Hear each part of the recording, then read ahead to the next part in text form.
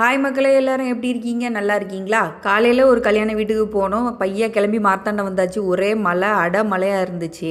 மழை பெஞ்சுனா போதும், ஒரு காக்காவை காணாது. எல்லாரும் அப்படியே வீட்டிலேயே இருந்துக்கிடுவாங்க.